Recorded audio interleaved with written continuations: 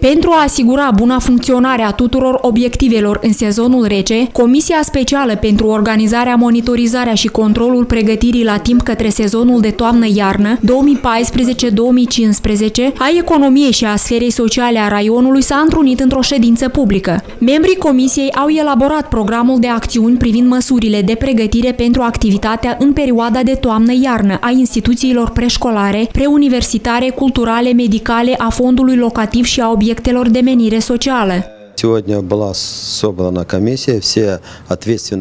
Astăzi a fost convocată comisia, toate serviciile cu funcții de conducere și detaliat am analizat situația existentă, ca raionul Basarabeasca să fie pregătit de sezonul toamnă-iarnă. O atenție sporită a fost acordată Serviciului Gaze Cimișlia, instituțiilor școlare, preșcolare, Direcției Finanțe, Nodului Căii Ferate și primăriilor.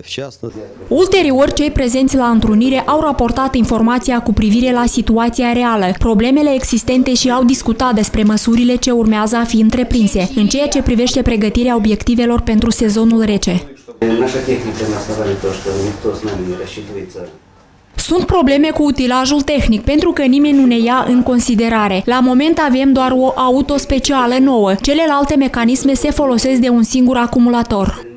Furnizorul de apă din oraș a finalizat lucrările de reparație capitală a rețelelor de apă și canalizare. Președintele raionului a solicitat să se verifice parametrii de calitate a apei furnizate în oraș. Cu gândul la iarnă sunt și instituțiile medicale. La secția de chirurgie sunt planificate lucrări de reparație capitală, precum și aprovizionare a instituției în cauză cu energie electrică. Pregătirile de iarnă sunt întoi și la instituțiile din centrele de sănătate ale raionului. O atenție deosebită se acordă instituțiilor de învățământ din raion. Potrivit șefului Direcției Învățământ Veronica Garaba, în toate instituțiile lucrările de reparație au fost finisate, cu excepția liceului din satul Abaclia, unde ele mai continuă.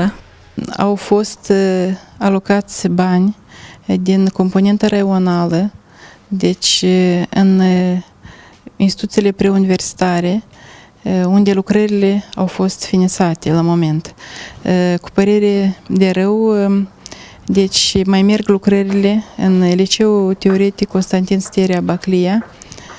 Deci vom depune toate eforturile pentru a finisa aceste lucrări în cantina liceului, fiindcă vă dați seama bine că este destul de important, fiindcă nu putem alimenta copiii din acest liceu.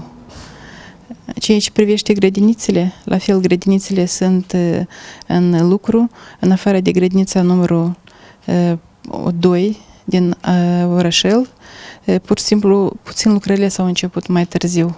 Cele mai defavorizate segmente ale populației în perioada rece a anului vor beneficia de subvenții de la stat pentru acoperirea integrală sau parțială a cheltuielilor pentru încălzire.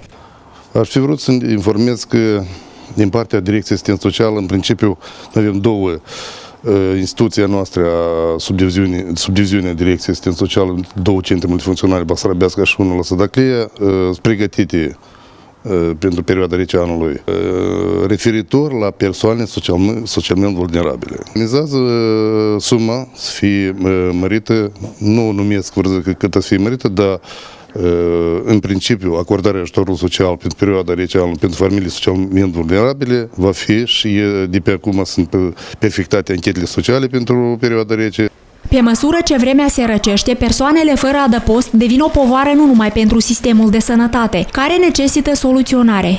Unica problemă eu am abordat-o la ședința în cauză, ce ține de persoanele fără de un loc de trai permanent și socot că este necesar ca la nivel de Consiliu Raional administrația publică să hotărască întrebarea pentru a aloca o încăpere unde vom putea adăposti persoanele boșchetare, care nu au concomitent loc de trai, nu au unde lua un prânz, o cină, nu au surse de existență.